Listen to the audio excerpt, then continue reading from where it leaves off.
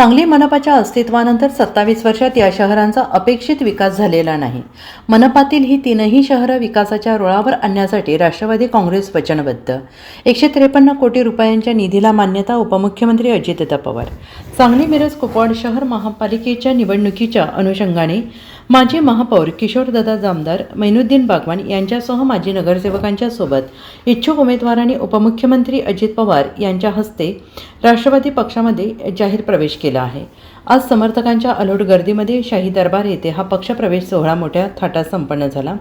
राष्ट्रवादी पक्षामध्ये दिग्गजांचे पक्षप्रवेश झाल्याने राष्ट्रवादी पक्षाची ताकद वाढलेली आहे. यावेळी आमदार इद्रिसभाई नाईकवाडी, राष्ट्रवादीचे जिल्ह्यातील पदाधिकारी यांच्यासह कार्यकर्ते मोठ्या संख्येने उपस्थित होते. सांगली मिरज शहराला ऐतिहासिक वारसा लाभलेला आहे.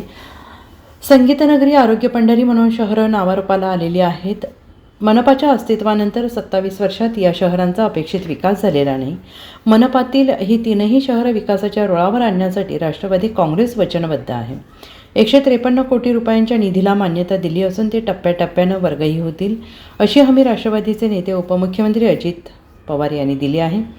मनपा निवडणुकीत नव्या जुन्यांची मोठ बांधत निष्ठावंतांबरोबर सक्षम उमेदवारांना न्याय देऊ, असंही ते महापालिका निवडणुकीच्या पार्श्वभूमीवर शहरातील माजी महापौर काँग्रेस नेते किशोर जामदार, राष्ट्रवादी नेते मैनुद्दीन बागवान, माजी उपमहापौर आनंद देवमाने, माजी नगरसेवक करण जामदार, शिवाजी दुर्वे, शुभांगी देवमाने, मालन हुलवान, जुबैर चौधरी, आरिफ चौधरी, अजीम काझी, अंकुश कोळेकर, श्रीमती रेखा कांबळे यांच्यासह सामाजिक कार्यकर्ते, शरद जाधव, मराठा महासंघाचे जिल्हाध्यक्ष अभिजित शिंदे, संदीप आकिवाटे, चंद्रकांत हुलवान, संतोष कोळी, शिशिर जाधव, शकील पिरजादे, रमजान सतारमेकर, जयश्री कोळेकर, विक्रम कोळेकर, ॲडव्होकेट बिल्किस बुजुर्ग शेख, ॲडव्होकेट सुनील नांद्रे, प्रशांत चव्हाण, तानाजी रुईकर अशा असंख्य कार्यकर्त्यांनी राष्ट्रवादी काँग्रेसमध्ये प्रवेश केला आणि त्यांच्या स्वागतानंतर अजित पवार बोलत होते.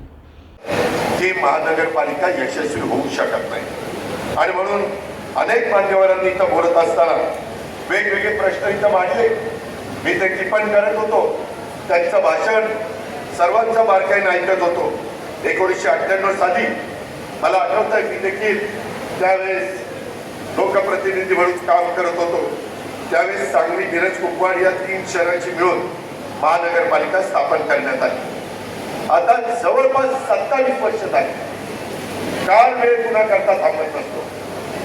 प्रत्येक दिवस गेल्यानंतर पुढचा दिवस उगवत असतो. परंतु आज या महानगरपालिकेचं 118 चौरस किलोमीटरचं क्षेत्रफळ आहे. इथं शेतीचा एरिया आहे. इथं कृष्णा त्या ठिकाणी नदीची जाते, त्याच्या संदर्भातले पण काही प्रश्न इथं निर्माण झालेले आणि या नदीचं बॅकवॉटर आल्यानंतर अलमट्टी धरण ज्यावेळेस तिथले दरवाजे बंद केले जातात त्यावेळेस आपलं शहर पाण्यामय त्या ठिकाणी होतं. त्याबद्दलचे काही प्रश्न आपल्या सगळ्यांच्या समोर आहेत. औद्योगिकरणासाठी आवश्यक अशा मेट्रो सिटीची सुविधा निर्माण करण्याची या शहराला आवश्यकता आहे. आम्ही मुंबई, त्याच्यानंतर नवी मुंबई, नंतर पुणे, नागपूर, पिंपरी चिंचवड या महानगरपालिकेमध्ये मेट्रो केलेलं आहे. आम्हाला टप्प्याटप्प्याने ठाणे आणि जिथं नागरीकरण मोठ्या प्रमाणात झालं, जिथं पब्लिक सर्व्हिस ट्रान्सपोर्ट चांगल्या पद्धतीने देण्याची गरज आहे, तिथंही मेट्रो करायची.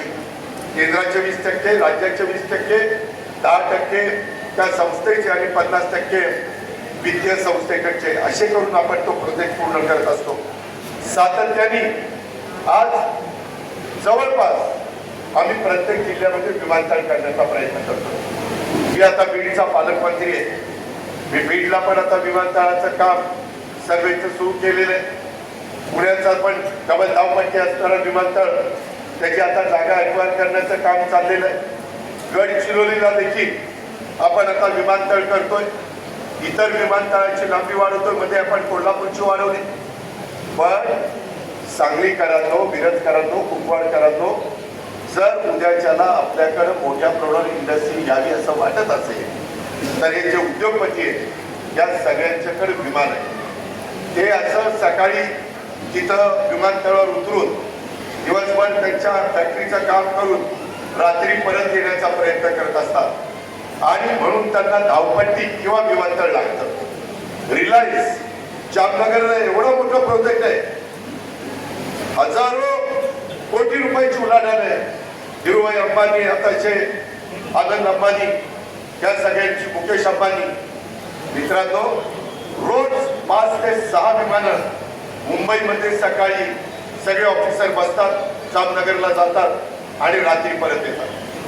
ही पद्धत आहे. त्याच्यामुळं आपल्याला डेव्हलपमेंट करत असताना जमिनी लागणार आहे.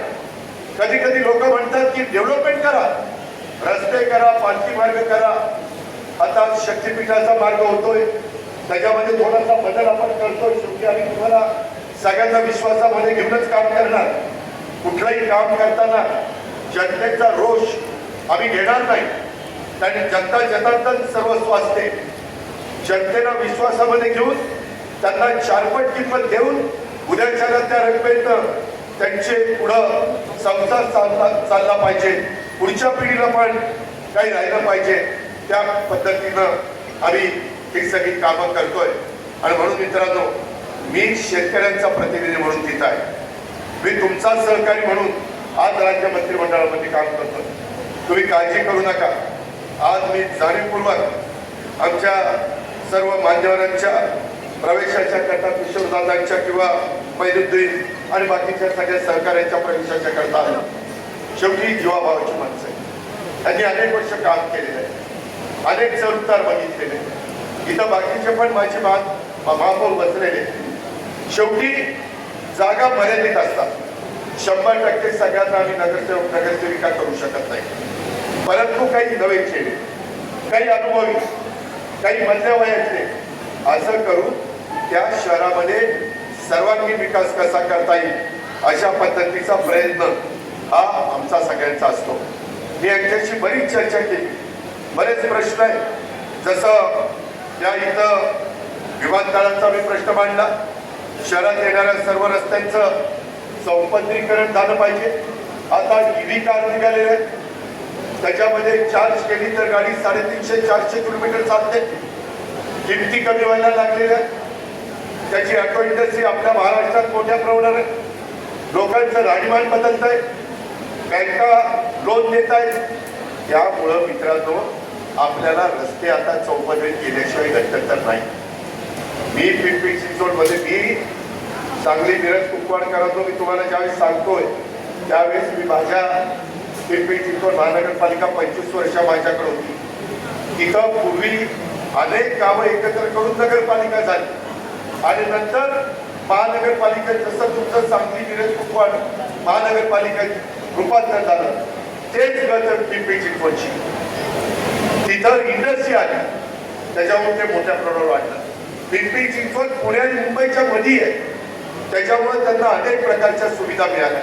विमानतळ जवळ आहे. आज काही लाख लोक पुण्यामध्ये येत असतात आणि जात असतात. ही परिस्थिती आहे. हे आपल्याला करावं लागणार आहे. आपलं सांगली ही नाट्य पंढरी आहे, जगामध्ये प्रसिद्ध आहे. अत्याधुनिक सुविधासह मंजूर असलेलं नाट्यगृह तुम्हाला मला प्रयत्न करून पूर्ण करावं लागेल. कलाकारांना प्रोत्साहन द्यावं लागेल. प्रशिक्षण देण्यासाठी कला अकादमी उभी करण्याची आवश्यकता आहे. त्यासाठी ठोस अशा प्रकारचे निर्णय घेऊन राष्ट्रीय दर्जाची कला अकादमी ही उभारणी करण्याचा देखील आपण विचार करतोय. जसं कोल्हापूरला झालं. Bureau report SBN Marathi, Sangli.